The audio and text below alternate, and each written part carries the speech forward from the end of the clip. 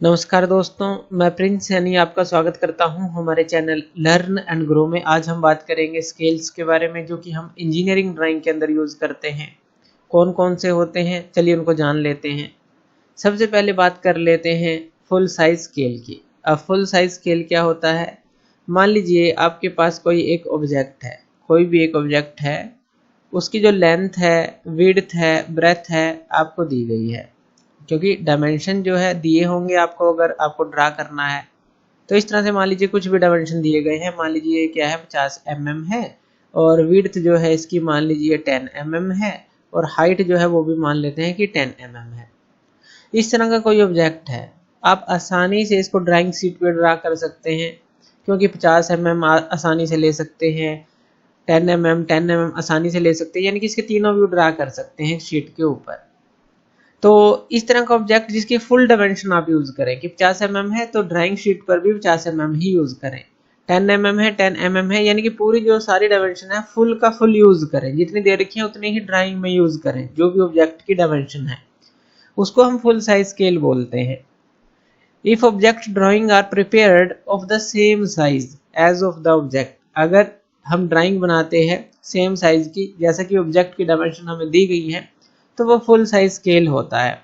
यहाँ पर एक एग्जांपल ले लेते हैं। मान लीजिए इस तरह का कोई एक क्यूब है, इस तरह का आपके पास कोई भी एक तरह का ऑब्जेक्ट है आपके पास, यहाँ पर शीट है। अब आप इसके 3 व्यू बनाते हैं। जैसे फ्रंट ये व्यू हो गया, मान लेते हैं कि हम इस तरफ से देख रहे हैं इसको, तो फ्रंट हम यहाँ से बनाएंगे। टॉप कहाँ से बनेगा? जब हम ऊपर से इसको देखेंगे। साइड मान लेते हैं कि इस तरफ से देख रहे हैं, तो इस तरह से जो है फ्रंट, टॉप और साइड व्यू इसके बनाते हैं। तो यहाँ पर फ्रंट व्यू बन जाएगा इस तरह से ये, और इसके नीचे टॉप व्यू, और यहाँ पर जो है साइड व्यू बन जाएगा। तो इस तरह से मान लीजिए हम 3 व्यू इसके बना रहे हैं। तो यहाँ पर ये जो व्यू हमने बनाए हैं ये फुल डायमेंशन के बनाए हैं। जैसा ऑब्जेक्ट की डायमेंशन होगी वैसा ही हमने यहाँ पर ड्राइंग बनाई है। इसको फुल साइज स्केल बोलते हैं, 1:1 भी बोल सकते हैं। नेक्स्ट ले लेते हैं कि स्केल होता क्या है ये। अब देखिए कुछ चीज़ें बड़ी भी होती हैं, जैसे बिल्डिंग हो गई, उनकी ड्राइंग बनानी है। कोई लेथ मशीन हो गई, उसकी ड्राइंग बनानी है। कोई इस तरह की कोई भी चीज़ जो बड़ी है, जो शीट पर नहीं आ सकती, उसकी ड्राइंग आप सेम साइज में नहीं बना सकते, तो आप उसको कुछ छोटी लेकर बनाते हैं, कुछ छोटा स्केल यूज करके बनाते हैं। लेकिन कुछ चीज़ें छोटी होती हैं, जैसे मान लीजिए एक घड़ी है, उसका गियर है, कितना छोटा होता है, लेकिन हमें उसे बड़ा करके बनाना है, तो कुछ चीज़ें बड़ी करके बनानी पड़ती हैं शीट के ऊपर, उनको अच्छी तरह से दिखाने के लिए। तो वहां पर हमारे आते हैं ये स्केल। अब स्केल होता क्या है? ये 2 चीजों का रेशो होता है। एक तो जो ड्राइंग के ऊपर हम बना रहे हैं, ratio of linear dimension of the element of the object as represented in drawing, यानी कि कोई भी एलिमेंट किसी ऑब्जेक्ट का बना रहे हैं, उसकी जो डायमेंशन है लीनियर डायमेंशन, जो कि हम ड्राइंग में शो कर रहे हैं, to the actual dimension of the object. अब ये छोटा भी हो सकता है और बड़ा भी आप इस स्केल को ले सकते हैं। जैसे मान लीजिए आपको क्या करना है, एक बड़ी चीज दी गई है। मान लीजिए कोई एक बड़ी चीज दी गई है जो कि शीट पर नहीं आएगी। मान लीजिए ये हमें दी गई है 5000 mm की दी गई है।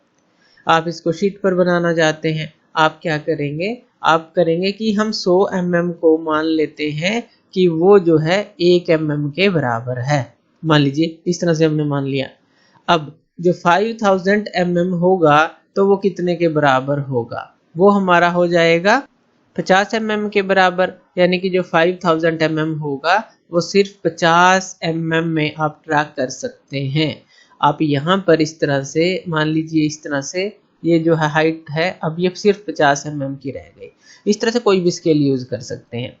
अब यहाँ पर ये रिड्यूसिंग भी हो सकता है, जैसे हमने यहाँ पर छोटा बनाया, इसी तरह से एनलार्जिंग भी हो सकता है। अब इसको हम क्या कह सकते हैं कि हमने कौन सा रेशो यूज किया है? हमने यहाँ पर यूज किया है 1:100 है, 1:100 का यूज किया है। यानी कि जो 100 mm है वो हमने 1 mm के बराबर मानी है। बड़ा ऑब्जेक्ट है तो 1 रेशो जो है डिवाइड में जो आपने लिया है वो आएगा कि 1 mm को आपने 100 mm के बराबर माना है, क्योंकि बड़ी चीज को छोटी करके हमने दिखाना है यहाँ पर। और अगर हम छोटी चीज को बड़ी करके दिखाते, मान लीजिए 50 mm होता, उल्टा अगर हमें बनाना है तो हम जो है इसका उल्टा कर देंगे। चलिए इसको समझते हैं ध्यान से। अब हमारे पास तीन तरह के स्केल होते हैं। एक तो होता है रिड्यूसिंग स्केल, जैसे हमने यहाँ पर देखा कि 1:2, 1:5, 1:10 कर सकते हैं, 1:20, 50, 100 कर सकते हैं, 200, 500, 1000 कर सकते हैं। अब एक सिंपल सा एग्जांपल लेते हैं, 1:2 का एग्जांपल लेते हैं। मान लीजिए आपके पास कोई चीज़ 100 mm की है। अगर आप उसको 1:2 में बनाते हैं तो शीट पर आप उसको कितने की बनाएंगे, इसका यानी कि इसके डिवाइड में 2 कर देंगे, कितना, 50 mm। अगर शीट पे आप बनाएंगे तो वो 50 mm की लाइन रहेगी। मान लीजिए ऑब्जेक्ट जो है इतना जो है 100 mm का है, अगर आप शीट पर बनाएंगे उसको तो वो 50 mm की लाइन ही बनेगी। यानी कि आप जो ड्राइंग कर रहे हैं रिड्यूसिंग स्केल में कर रहे हैं, 1:2 में कर रहे हैं। और ये जो स्केल है आप टाइटल ब्लॉक के अंदर दिखाते भी हैं कि आप फुल स्केल का यूज़ कर रहे हैं या रिड्यूसिंग स्केल का यूज़ कर रहे हैं या एनलार्जिंग स्केल का यूज़ कर रहे हैं। कौन से स्केल का यूज़ कर रहे हैं वो टाइटल ब्लॉक में बताना भी पड़ता है, वहाँ लिखना भी पड़ता है कि जो ये यूनिट है, जैसे हमने यहाँ तो 100 mm लिख रखा है, तो हम वहाँ तो जब डायमेंशनिंग करते हैं ये mm नहीं लिखते, टाइटल ब्लॉक में ही लिख देते हैं ऑल डायमेंशन जो है mm में है या सेंटीमीटर में, जो भी यूनिट है तो टाइटल ब्लॉक में लिख देते हैं। यहाँ पर सिर्फ हम फिर क्या लिख देते हैं, 50 लिखते हैं। तो हमने देखा था डायमेंशन किस तरह से देते हैं, अलाइंड सिस्टम होता है, यूनिट डायरेक्शन सिस्टम होता है, तो उन्हीं का यूज करना है। ये जस्ट हम एग्जांपल ले रहे हैं, जो पहले लेक्चर में देखा वो आपको सारे बेसिक यूज करने हैं। तो रिड्यूसिंग स्केल का मतलब है कि बड़ी चीज को छोटा करके बनाना। उसके बाद हमारे पास आ जाता है, इतना क्लियर है।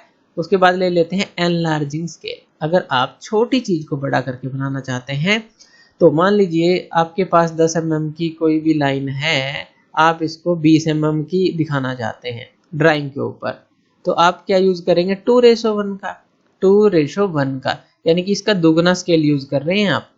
5:1 का यानी कि इसके 5 गुना स्केल यूज कर रहे हैं आप ड्राइंग के अंदर। 10:1 यानी कि इसका 10 गुना स्केल यूज कर रहे हैं, यानी कि 1 mm जो है वो 2 mm के बराबर होगी लाइन आपकी। यहाँ अगर इसका यूज करेंगे तो 1 mm 5 mm के बराबर होगी, और यहाँ 1 mm 10 mm के बराबर होगी। जैसे कि हमने यहाँ पर किया था कि ऑब्जेक्ट की 1 mm जो है अगर हम देखें 1:2 का यूज करें तो जो हम ड्राइंग शीट पर यूज करेंगे वो आधे यूज करेंगे। तो इसी तरह से 1:5, 1:10 इस तरह से रिड्यूसिंग स्केल, एनलार्जिंग स्केल उसको बड़ा करके दिखा सकते हैं। या फिर तीसरा होता है फुल साइज स्केल, कि सेम साइज में बना देना। जैसा हमने अभी देखा था कि 10 mm की लाइन है तो 10 mm की ही बनानी है, जितने ऑब्जेक्ट की डायमेंशन है उतनी ही हमें ड्राइंग के अंदर बनानी है। तो ये तीन तरह के स्केल मेनली यूज होते हैं। ज़्यादातर फुल साइज स्केल का ही हम यूज़ करते हैं, लेकिन कई जगह बड़े ऑब्जेक्ट के लिए हमें रिड्यूसिंग स्केल का भी यूज़ करना पड़ जाता है और एनलार्जिंग स्केल का भी यूज़ करना पड़ जाता है। बात कर लेते हैं इंजीनियरिंग स्केल की। इंजीनियरिंग स्केल क्या होता है, देखिए अब जब भी आप ड्राइंग बनाते हैं, मान लीजिए आपका ऑब्जेक्ट की जो भी डायमेंशन दी गई है, मान लीजिए 10 mm, आप उसको जो है मान रहे हैं 1 mm के बराबर मान रहे हैं, या फिर मान लीजिए आपको 10 सेंटीमीटर दी गई है ऑब्जेक्ट की जो डायमेंशन है, आप उसको मान रहे हैं 10 mm के बराबर। इस तरह से एक रिलेशन बना लेना कि हम 10 सेंटीमीटर की लाइन को 10 mm के बराबर लेंगे, यानी कि 1 सेंटीमीटर की लाइन को 1 mm के बराबर लेंगे, जो भी यूनिट हमें डायमेंशन की दे रखी है ऑब्जेक्ट की। तो हम इस तरह से एक रिलेशन बना सकते हैं उन यूनिट्स के बीच में, तो उसको हम इंजीनियरिंग स्केल बोलते हैं।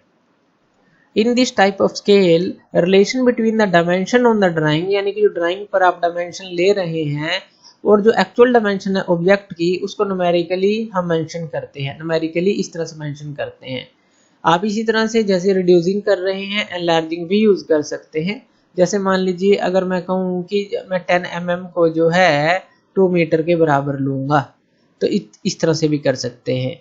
तो ये इंजीनियरिंग स्केल होता है कि न्यूमेरिकली एक रिलेशन बना लेना और उसका फिर यूज करना, सिंपल है। दूसरा होता है स्केल हमारे पास ग्राफिकल स्केल। जहां इंजीनियरिंग स्केल का हम यूज नहीं कर सकते वहां ग्राफिकल स्केल का यूज करते हैं। अब ग्राफिकल स्केल जैसा कि नाम से क्लियर है, ये जो सर्वे मैप्स होते हैं उनके लिए ये यूज किया जाता है।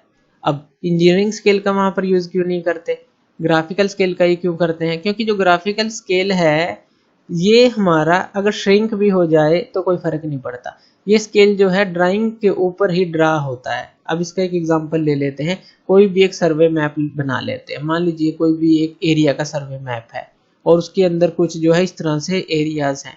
आप इसके अंदर बता देंगे कि ये 10 हेक्टेयर का है मान लीजिए, या आप बता दें कि ये जो है हमारे पास 500 फीट का है, इस तरह से कुछ भी बता रहे हैं एक सर्वे मैप के ऊपर। तो अगर यहाँ पर ये श्रिंकेज भी हो जाती है टाइम के साथ तो ये तो चीज़ नहीं बदलेगी। तो ये जो चीज़ है ये ब्लॉक तो 10 हेक्टेयर का ही रहेगा, या ये जो है 500 फीट का ही रहेगा, 500 स्क्वायर फीट का ही रहेगा।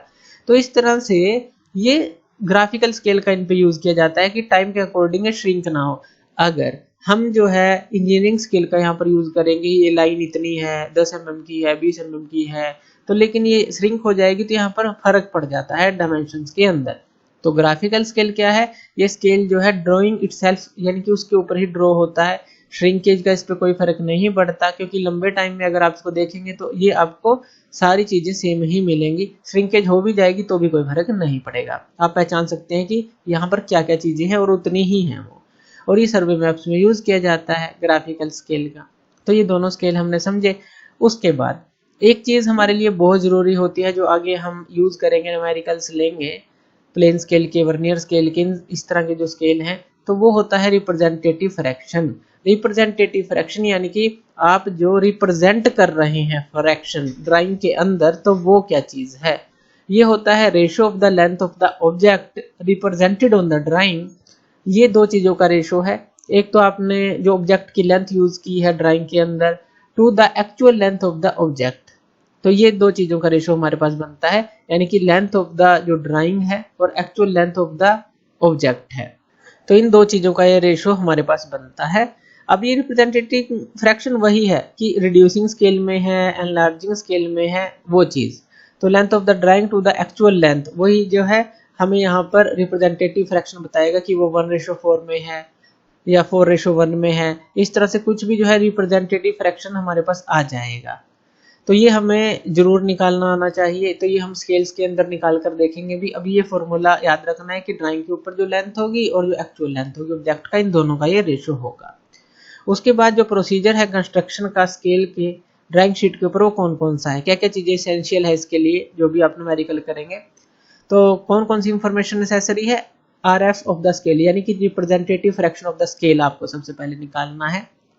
यूनिट्स जो है रिप्रेजेंटेशन की यानी कि mm में है, सेंटीमीटर में है, इस तरह की सारी यूनिट्स जो हैं वो आपको पता होनी चाहिए। उनकी जो है सब डिवीज़न भी पता होनी चाहिए कि 1 मीटर कितने के बराबर है, तो इस तरह से डेसीमीटर में वो कितने के बराबर है, इस तरह से सारी चीज़ें पता होनी चाहिए। मैक्सिमम लेंथ निकालने का फॉर्मूला भी पता होना चाहिए। मैक्सिमम लेंथ निकालने का जो फॉर्मूला होता है वो होता है हमारे पास RF इंटू यानी कि जो रिप्रेजेंटेटिव फ्रैक्शन आपको दिया है, जैसे कि 1:4 है, 1:5 है, 1:60 है, कुछ भी, into maximum length required to be measured, और ये न्यूमेरिकल में हमें दी होती है तो उसके साथ इसको मल्टीप्लाई करते हैं तो लेंथ ऑफ द स्केल आ जाती है। ये हम न्यूमेरिकल के अंदर करेंगे। तो इस तरह से फॉर्मूला हम ये यूज़ करते हैं। अब टाइप ऑफ स्केल कौन कौन से होते हैं, ये हमारे पास plane scale, diagonal scale, comparative जो स्केल है, और वर्नियर स्केल और स्केल ऑफ कॉर्ड्स, ये स्केल होते हैं। इनके न्यूमेरिकल्स हम आगे देखते चलेंगे। सबसे पहले प्लेन स्केल के न्यूमेरिकल लेंगे जो नेक्स्ट लेक्चर है उसके अंदर, लेकिन उसके लिए ये आपका सारा बेसिक क्लियर होना चाहिए। तो थैंक यू वीडियो देखने के लिए, और इसी तरह की वीडियोज़ के लिए आप हमारे चैनल लर्न एंड ग्रो पे हमें सब्सक्राइब कर सकते हैं। धन्यवाद।